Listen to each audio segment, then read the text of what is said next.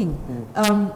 Okay, is there a certain caution when it comes to civil society and opposition parties' cooperation? Aren't opposition parties not part of civil society?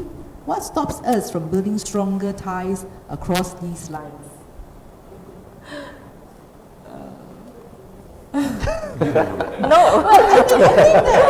I think that there isn't any lines. I mean, I think we're all like, in it together, right? I mean, I can only speak for the SDP, and that is not for want of trying. I mean, in that sense, that since I've been involved in politics, I've always advocated and at least, try to reach out in the sense that if we are in that position where we are not fully fledged democracy, and in that sense that as we're climbing the ladder towards achieving democratic freedoms and so on, you've almost got to link arms together with civil society. Again, if you read history, no society, no nation has come about, making that transition from authoritarian control to democratic systems without the political opposition and civil society coming together and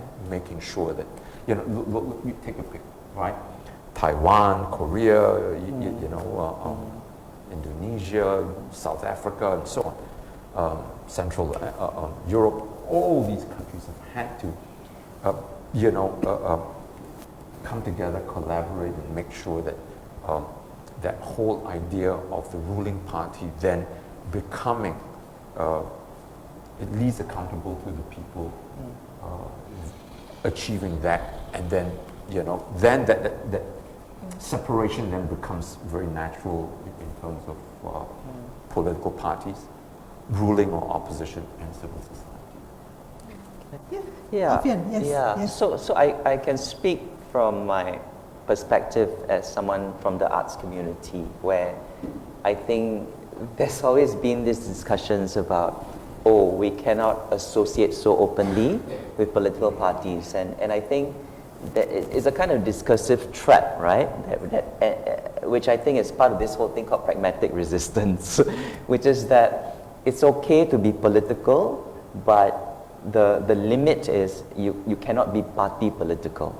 Right. Yeah. So I think this kind of thinking, unfortunately, is very pervasive in Singapore, where So the idea that being party political somehow or the other compromises your neutrality, compromises your political objectivity, but it's really stupid, because we will.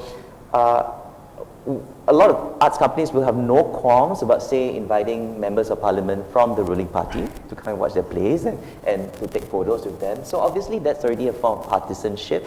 So I think we just really need to sort of unpack all these kind of rhetorical traps. Why is it that with opposition party then you're partisan, but with ruling party then you're not? No one's going to make a comment about that, right? And actually, we should also examine whether the relationship with the ruling party is a form of clientism, a kind of political patronage, which is kind of like feudal, isn't it? The whole guest of honor thing, and I must have this optics of rubbing shoulders with MPs, because I hope that would somehow mean that I'm in their good books, right? So I think we need to be careful about these things. If you are going to be purely objective, then either you don't associate with any politician at all, or you take pictures with all politicians, right?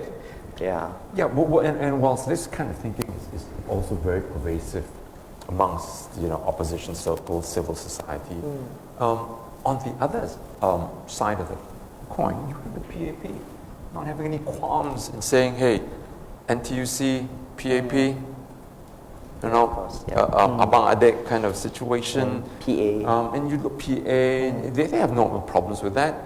And then they will put their former ministers on boards, chairman of SPH, Media Corp, and down the road. So, let's be clear.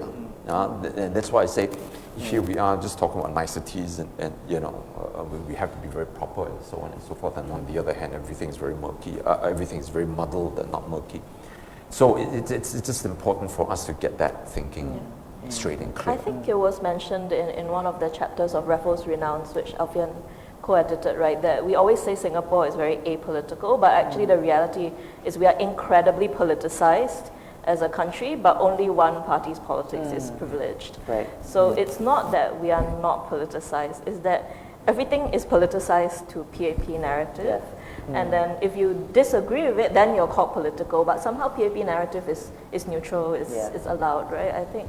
And we also have this tendency, I think because we are not used to the complexity of civil society and democratic messiness, we also have a tendency of generalizing. So like, and that creates to this wariness of like associating with opposition party. Because then there's this tendency of if you associate even once, then people will like bind you together forever, and then you become answerable to each other's things forever somehow. Then like, you know, if so like I remember I think I appeared at like an SDP panel once, and then for years after that I was like SDP member Kirsten Han, and then every time someone from the SDP says something that like people don't agree with, then they'll be like, what do you say about it? I was like, why do I have to be answerable to a party that I'm not even a member of? And like it's possible for us to do things together and then disagree about other things and then come together and do other things again, and it doesn't make us immediately like one monolith. So that's why I think sometimes opposition parties and civil society are wary of coming together, because we are afraid of, or then forever we'll be bound together and be made to like, so if I go and protest, then the party doesn't want to like associate, because later they say what we will become answerable to if these activists go and protest and get arrested. Then suddenly it'll be like, oh, why is your party condoning this? And then you know, and I think that's as Alfian said, a trap that we should get out of, right? Like that's the sort of narrative they will spin, but we don't need to like bend over backwards to like hide from this kind of thing. Right. Yeah.